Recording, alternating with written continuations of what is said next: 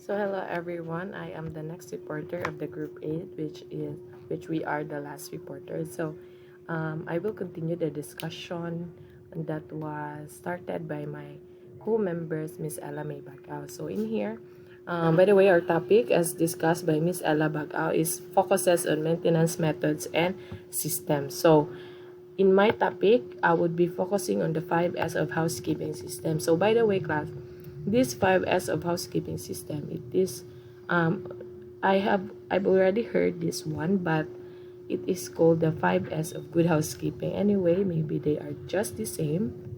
What's more important is that it focuses on the 5S. The 5S means the five Japanese words. Though it is a Japanese word, it has a corresponding English word. So as we go along, we will know what are those words and what does it mean. So I hope you would pay attention. So the 5S housekeeping systems. So 5S is the name of a workplace or organization methodology that uses a list of five Japanese words. So, as what I said a while ago, it is consists of five Japanese words, which are sheri, siton, shesu, seketsu, and shitsuke. So, each words has different meaning in a corresponding English word. So, um, they all start with the letter S. Of course, it is that is why it is called 5S. It is synonymous with the standardized cleanup. So, mo to siya akong gingon a while ago, the 5S of good housekeeping. So, when we say standard, mo gina siya. That is what a kuan na used to ba naanda that is standardized. So, the list describes how items are stored and how the new order is maintained. So, later, we will show the each of the 5S, what is done, what are those corresponding English words, and how it is done in a workplace or in a training facilities or area. By the way, the 5S does not just focus into training facility or our subject here, training methodology, or but this can be applicable to every aspect like in our day-to-day living, because this focuses into organization that can help achieve a efficient workflow. So we have here the first word, we have sheri. So the corresponding English word is sort. When we say sort, it is the next organization or taking out and disposing of unnecessary items. Unneeded items are thrown.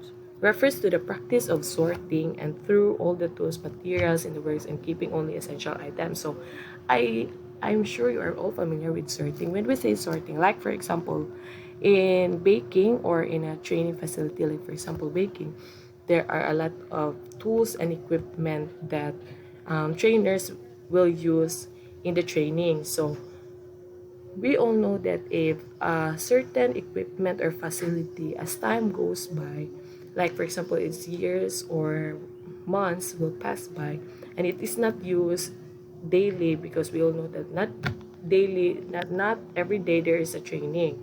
So it is stored, and if it is not properly stored, there's a tendency that it can create rust or it may be damaged and non-functional. So in Sherry, it is sorting, or you will segregate. The term here is segregation. You will segregate which those items are useful and not useful. So you will, like for example, you will put in a basket or in a certain cabinet or area where there's a label there that it can be useful. Why? How important is this first word in the 5S? Like for example, Sherry, it is important in a training facility, especially in our topic maintenance methods. And when we say maintenance, it is maintaining a certain area, a certain workplace or action, or I mean facilities for an efficient workflow. So the highlight here is that when we say efficient workflow, so we will avoid lapses and delay of work if we will apply this 5S. So we'll go back to Sherry. When you say Sherry, it is sorting. So you are practicing sorting or segregating all the tools, materials that are kanang only essential. When we say essential, important, those materials that are useful, because there's tendency if you will use those materials that are not anymore functional, it can create any unexpected damage or unexpected accidents. So sharing must be important not just by a training facility, but also it can be applicable in our house or as students in our everyday living or study as a future educators. it this can be applicable. So again, when we say sharing, it is sorting or segregating those essential materials from those that are not functional. So the next word would be seton or systematize. Orderliness, tools, equipment, and materials must be systematically arranged for the easiest and most efficient access. Arrangement, organization of necessary items in good order, and you are assigning a place for everything. So here, when we say in share, it is sorting. Here is you are systematizing or you are arranging those materials and equipment according to usage. Like for example, what we usually in our major food and service management. So our way of practicum is we will do cooking. So in our area, like for example the kitchen, we do have different tools to use. So we will arrange those according to usage. So like for example, in a cabinet there is a area for the tongs, there is an area for the baking sheets, baking pan, the stove, because we are using the stove and the what to say that stove and an oven below. So we will arrange, we will sit-on is applicable here because we will arrange those tools and equipment according to the systematic arrangement or easiest and most efficient access. So when we do arrange the oven far from the sink, why? Because aside that it can create damage, is that our the stove we are using is both electrical and gas, or yes, gas operated. So if the tendency there, if we will put the oven or stove near to the sink, we all know that the sink we use water, we just not we always use water, and if it's mapiskan of water, it can create a accident. Aside from that, the tools and equipment, we will place it near to the table. So in every laboratory, like for example in food, there is a table where you can there where every work is done there. So there the cabinets are just surrounded or just in, it's either back or the side portion of the table, which we easily can access to it. Like for example in our house, we do have a stove, and we have the some so stove rack are designed that those utensils, like for example the ladle, is placed just in the rack for easy access. So those equipment that are not used, not commonly used, dili siya kanunay giuse, so we can place it upper. And those that, like for example the plates, the glass, the ladle, the spoon, we will place it near so that for easy access. So those equipment like blender, we use it rarely, or those electric mixer, we can place it above. So you will arrange all the tools and equipment you are needing according to usage, so that you can have a easy workflow and a efficient access. So again, there is still unnecessary items needed in good order. So next word, we have again, when we say Sherry, it is sorting or segregating the tools from essential to those that are not anymore functioning or cannot be used.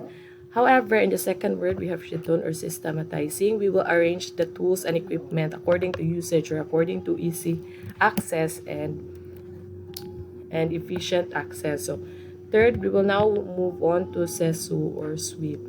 Cleanliness. Cleaning even if things are not dirty. A regular cleaning schedule prevents things from getting too dirty that it would be difficult to making it clean and span.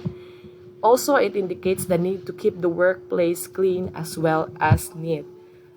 So here in Japanese companies, they do practice cleaning as a daily activity. So here in Philippines, we do have the practice that we will clean if it's either we will use it or there's an occasion, right? So here, it is advised here in the third S of the good housekeeping or housekeeping system that though the tools and equipment is not dirty, we must clean it.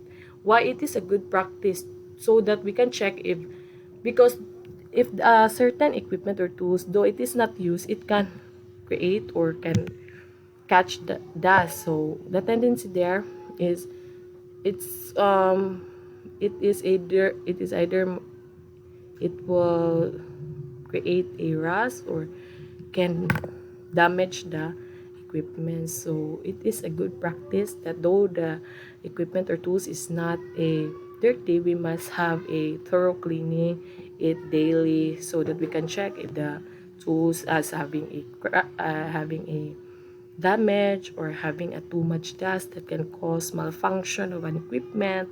That is why it is a must. So at the end of each shift, the work area is cleaned up and everything restored to its place. So we all know in kitchen, we use different condiments, different tools and equipment. It is a must practice that after using, we will practice the clean as you go or place as you go. So wherever you get that certain tools and equipment, you will return it according to the placement and you will of course clean it so that and wipe, not just cleaning, not just washing the tools and equipment. You must practice wiping the tools, especially those that are stainless. If not, if it's not wiped and you will just place it, store it wet, it can have rust, matayan siya. So best practice for that is after cleaning, you will wipe, you will dry the tools and equipment and place it so that the next trainers or the next person who will use the tools and equipment can immediately just wipe or it's either wash it and use it right away. So we must practice clean as you go, especially us who are having a major in food. It is a must to avoid food contamination and food-borne illnesses. So again, we are now in the third.